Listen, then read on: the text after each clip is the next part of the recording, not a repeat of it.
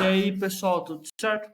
Bora lá para essa aula número 16 de Química, tá? Nessa aula a gente vai fazer uma revisão dos conteúdos que a gente viu aqui no último mês, beleza? Então, rapidão lá. Entalpia ou calor de combustão. O que é entalpia e calor de combustão? É a energia liberada na combustão de um mol de determinada substância nas condições padrão, 25 graus Celsius e 1 atm. Por isso que tem essa bolinha em cima aqui, ó, quando é 25 graus Celsius e 1 atm. Por exemplo, se a gente tem uma equação termoquímica assim, o que ela fala? Que a glicose, quando reage com oxigênio, entra em combustão, forma gás carbônico e água e libera 673 kcal por mol. Professor, como é que eu sei que libera? Porque é negativo, tá? Se fosse positivo, está absorvendo. Mas combustão sempre libera energia, tá bom? Sempre ΔH é negativo. Guardem, nem todo exercício fala. Composto formado por carbono e hidrogênio forma gás carbônico e água, CO2 e água, sempre, tá? Poder calorífico, pessoal, é a quantidade de energia liberada na combustão, só que dividido por grama. Aqui ele está por mol. Se eu dividir por grama, eu tenho capacidade calorífica ou poder calorífico, tá? Nem sempre, pessoal, uma substância que tem um grande poder calorífico, ela libera bastante energia, tem um grande poder calorífico, porque tem que dividir pela massa molecular, tá bom? Pessoal, exemplo aqui, ó, nós temos representados a combustão do etanol, certo? Isso a gente vê aqui, para determinar a capacidade calorífica dele, a gente faz essa continha aqui, ó. Um mol de etanol tem 46 gramas. Como é que eu sei que é 46 gramas? Porque é a massa molecular do etanol. E quando ele reage, libera 1.368 gramas. Como é que eu sei? Pelo ΔH de combustão aqui, ó. Então, 1 mol, porque é 1 mol na equação, reage com são 46 gramas, porque é o valor tabelado para o etanol, libera 1.368. 1 grama, que é o poder calorífico, vai liberar quanto? Vai liberar X. Faz a reguinha de 3, 46 vezes X igual a 1 vezes 1.268. Se fizer essa continha, vai dar 29,7. Essa é a capacidade calorífica do etanol.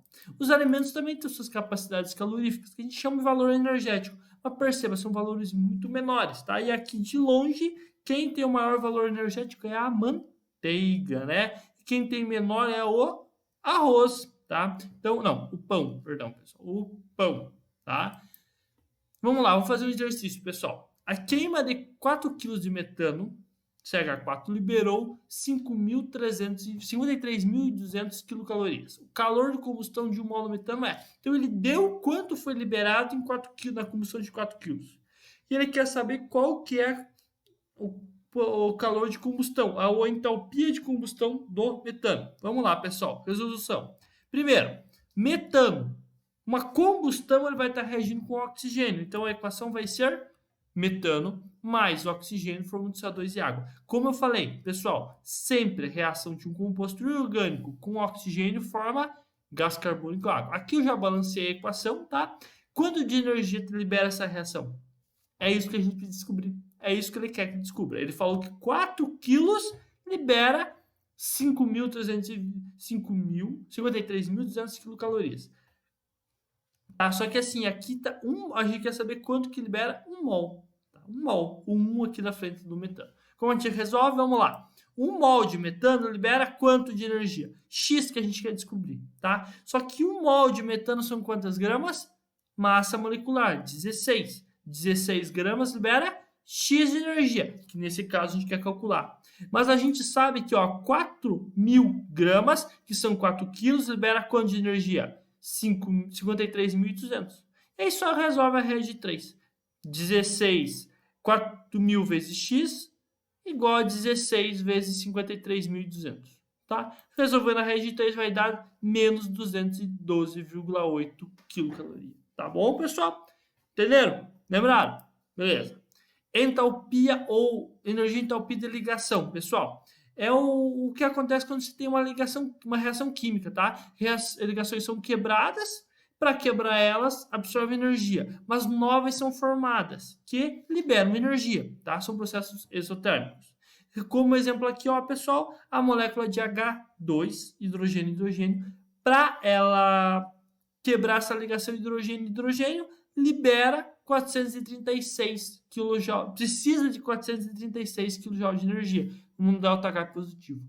Se a gente pensar na reação inversa, vai liberar a mesma quantidade de energia, só que negativo está sendo liberado, um processo exotérmico. Pessoal, como que ela é definida?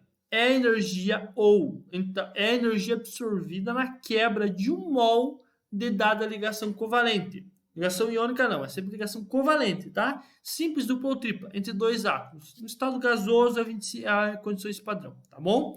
E com o auxílio disso, a gente consegue determinar o ΔH numa reação. Porque o ΔH, pessoal, vai ser a soma das entalpias rompidas mais as entalpias formadas. Cuidado, pessoal, entalpia formada, a gente vai colocar um valor negativo aqui na equaçãozinha, tá? No valores de delta. Então, a gente tem aqueles valores tabelados da ligação. Quando a ligação a gente colocar ela como formada, a gente vai colocar ela negativa. Exemplo, metano, o principal componente do gás natural, é um importante combustível industrial. A equação balanceada da combustão está representada na figura a seguir. Então, aqui está representada a combustão do metano. Considera-se ainda as seguintes energias. Então, aqui ele deu as energias para a gente e deu a reação de combustão do metano.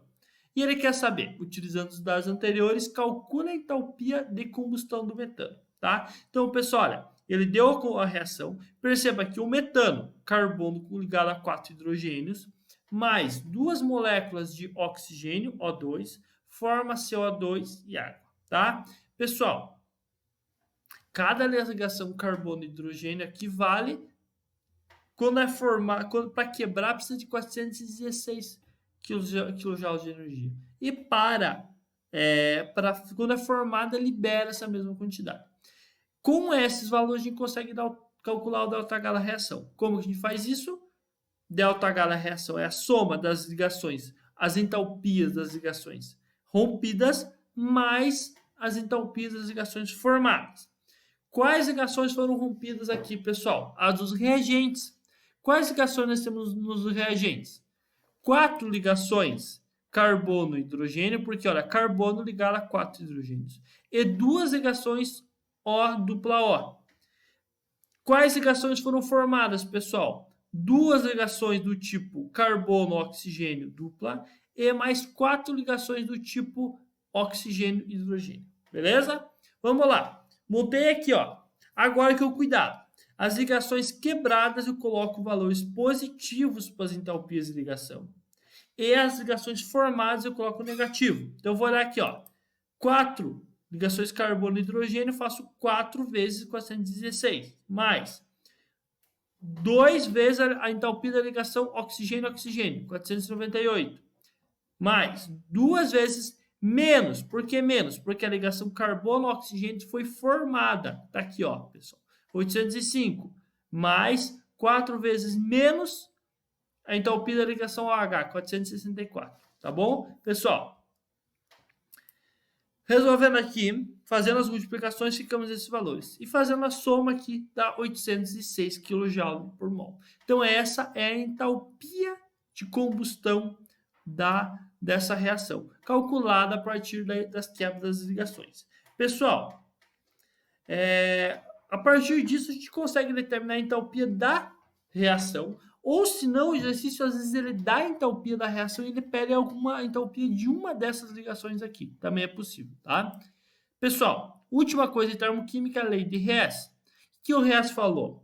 Que a determinação de calor de uma dada reação química, o ΔH, pode ser determinada a partir de outros valores já pré-estabelecidos. O que ele falou exatamente? A variação de entalpia envolvida em uma reação química, sob certas condições experimentais, depende exclusivamente da entalpia inicial e final dos produtos, seja executada direta em uma etapa ou seja executada indiretamente em uma série de etapas. Está dizendo assim, pessoal, o calor envolvido em uma reação química, a entalpia da reação, independe de quantas etapas você faz a reação, tá? Você pode fazer em uma e muitas, a energia envolvida vai ser a mesma, porque ela depende apenas da entalpia dos reagentes e entalpia dos produtos, certo? Para utilizar essa lei de Hess, pessoal, a gente tem que tomar alguns cuidados, porque pelo que o Hess falou, a gente pode somar reações. Daí a gente tem que tomar alguns cuidadozinhos, pessoal. Quando a gente inverte uma reação, a gente deve trocar o sinal do ΔH. Se a gente multiplicar ou dividir uma reação, o ΔH tem que ser multiplicado ou dividido pelo mesmo valor. Tem que tomar esses cuidadinhos, tá? Exemplo aqui, pessoal. Vamos para o exemplo direto. Não temos a perder, né? Hidróxido de magnésio, tá? O leite de magnésia. Base do medicamento vendido como leite de magnésia. Pode ser usado como antiácido laxante. É uma base, tá? Analise as reações a seguir. Ele dá essas três reações aqui com entalpias determinadas. E ele fala assim, ó. O valor da entalpia de formação do hidróxido de magnésio, de acordo com a reação, é... Então, olha, dessas três reações, a gente tem que chegar nessa, tá? Como que a gente resolve? Pessoal, meu macete para vocês. Vamos olhar aqui, ó. Vamos começar pelo primeiro reagente aqui da reação que a gente quer chegar. Mg, sólido. Qual reação tem Mg aqui? Na primeira. A gente quer ele como reagente. Aqui ele está como reagente. Só que tem uma coisa. Aqui ele está como 1 mol. Aqui está como 2. Então eu tenho que dividir a primeira reação por 2. Tá bom? Divido toda ela, inclusive o ΔH. Vamos olhar a segunda reação. Vamos ao segundo reagente. Pessoal, essa segunda reação aqui, a gente vai ter que inverter, tá? Por quê, pessoal? Se eu inverter a primeira, se eu manter a primeira como MgO como produto, eu preciso ter o MgO como reagente. Então, eu vou inverter a segunda. E a terceira, que é mais fácil, olha. O hidrogênio e o oxigênio, eles têm que estar como reagente, só que como 1 mol. Aqui o hidrogênio está como 2, então eu vou dividir essa reação por 2, tá bom? Beleza? Então, olha, vamos lá. Primeira, dividir por 2. A segunda é inverter para a gente cortar o MgO da primeira reação com o MgO da segunda. Por que eu preciso eliminar eles ou cortar? Porque eles não aparecem aqui na reação de interesse. E a terceira eu só tenho que dividir por 2 para ficar com um hidrogênio, porque só tem um hidrogênio aqui.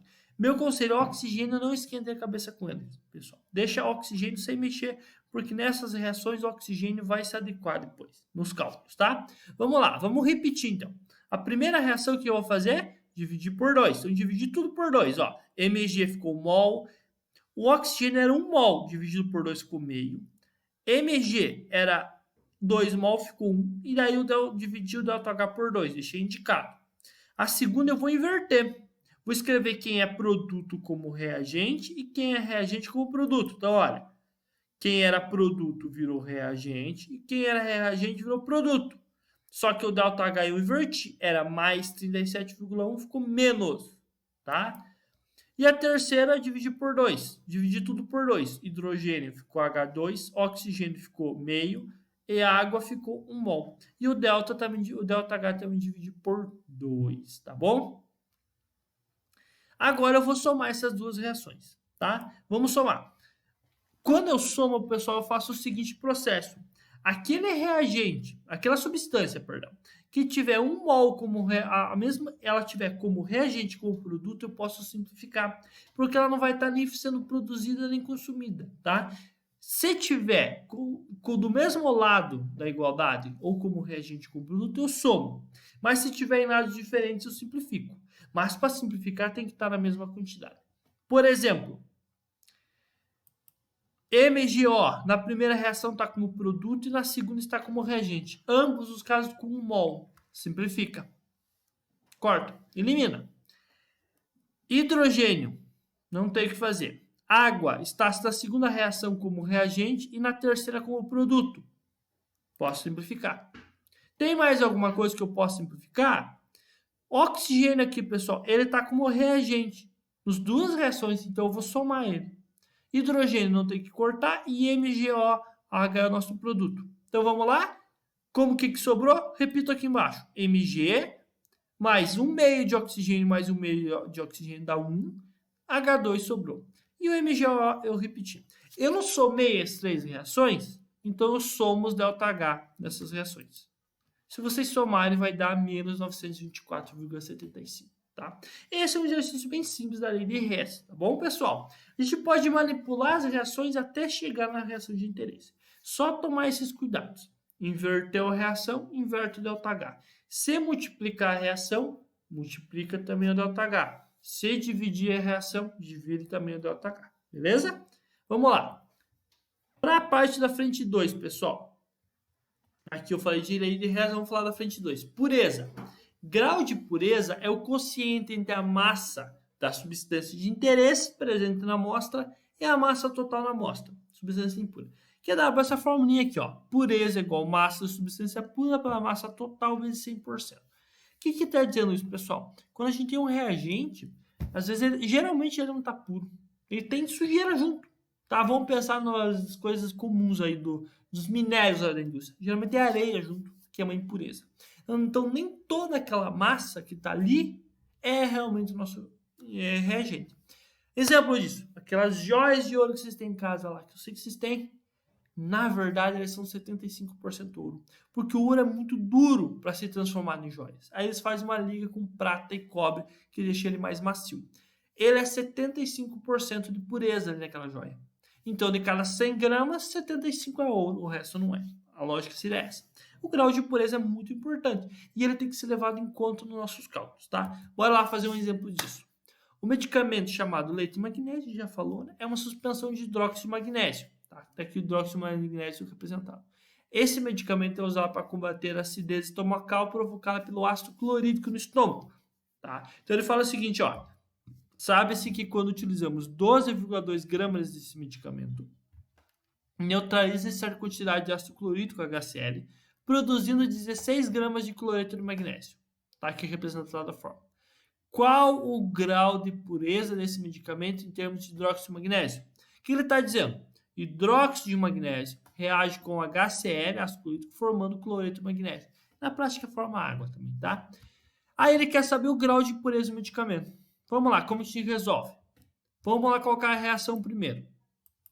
Olha, hidróxido de magnésio mais HCl, formando cloreto de magnésio mais água. A água a gente nem vai usar, nem o HCl, tá bom? Por isso que a gente vai esquentar a cabeça com ele. Reação está balanceada? Sim, eu balanceei ela antes aqui, ó. Dois cloros, um magnésio, 4 hidrogênios, 2 com 2, 4 hidrogênios e 2 oxigênios. O que a reação está falando? 1 mol de hidróxido de magnésio forma 1 mol de cloreto de magnésio. E nesse meio caminho, 2 mols de HCl sendo consumido, a gente vai usar. Só que é o seguinte, pessoal. 1 mol de hidróxido de magnésio são quantas gramas? 58. 1 mol de cloreto de magnésio é 95. Então, olha, uns 58 gramas de hidróxido de magnésio forma 95 de cloreto de magnésio. Vamos calcular quanto de... Ele está falando ali na reação que foi produzido 16 gramas de cloreto de magnésio. Vamos calcular, então, quanto de hidróxido de magnésio reagiu para formar essas 16 gramas. Então, ó, X gramas de hidróxido de magnésio reagiu para formar o cloreto de magnésio. Beleza? Vamos lá. Se vocês resolverem na regra de 3, X vai ficar igual a 58 vezes 16, 95 vezes X. Resolvendo aqui para X vai dar 9,77 gramas, tá? Então, pessoal, quando o hidróxido de magnésio reagiu com o cloreto de magnésio formando 16 gramas, 9,77 gramas reagiram. Daí ele quer saber qual que era a pureza do hidróxido de magnésio. Olha, na verdade, daquelas 12,2 gramas utilizadas em medicamento, quanto realmente de hidróxido de magnésio tinha? 9,77, porque essa foi a quantidade que reagiu. Então, a pureza aqui, dada por essa forma, vai ser, qual que é a massa da substância pura? 9,77, porque foi isso que reagiu. Qual que era a massa total? 12,2. Substituindo aqui, 9,77 dividido por 12,2, tudo isso vezes 100% para deixar em porcentagem. Vai dar 80%. Então, esse medicamento ali está com uma pureza de 80%. Beleza? O último assunto de hoje, prometo, rendimento, tá? Uma reação química, pessoal, nem sempre produz a quantidade de produto esperada, tá? E aí, quando isso acontece, a gente fala que o rendimento não foi total. Por quê? Principalmente a reação orgânica que a gente vai estudar no próximo bimestre, ela forma mais de um produto. Forma vários produtos na prática, tá? Então, isso é um problema.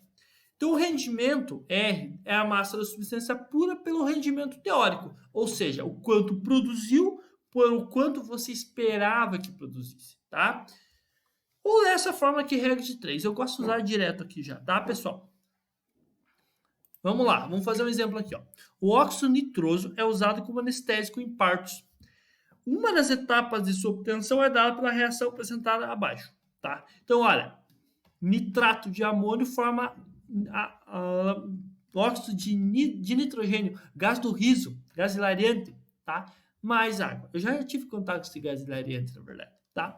Ele falou o seguinte: foram usados 6 gramas de nitrato de amônio e foram obtidos 2,97 gramas de óxido de nitrogênio. E ele está perguntando qual é o rendimento da reação. Então, ele deu a quantidade formada. A gente precisa calcular, pessoal, quanto que era, primeiro, vamos calcular, quanto que a gente espera obter na reação. Então, vamos repetir a reação aqui. Repetir a reação. Agora, o que a gente tem? Que 1 mol do reagente forma 1 mol do nosso dióxido de nitrogênio. Continuando. 1 mol dessa substância são quantas gramas? Calcula usando as massas moleculares aqui, ó. 1 nitrogênio, 14, mais 4 hidrogênio, mais 1 nitrogênio, mais 3 vezes 16. Vai dar 80. E para o óxido de nitrogênio, 44. Então, 80 gramas formam 44. Quanto que ele usou aqui de reagente?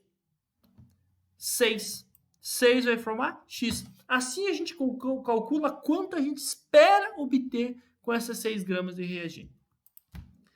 Fazendo a regra de 3 aqui cruzado, 80 vezes X, 6 vezes 44, vai dar 3,3 gramas de óxido de nitrogênio. Então, a gente esperava obter quanto? 3,3 gramas. Mas a gente obteve 2,97. Então, vou jogar na fórmula. Massa da substância pura é o que foi obtido, 2,97. Rendimento teórico, 3,3. 2,97 dividido por 3,3 vezes 100. Pureza, 90%. O rendimento, perdão. Tá P aqui, mas é R, pessoal. Tá errado. É rendimento, eu vou consertar. 90%. Tá bom, pessoal?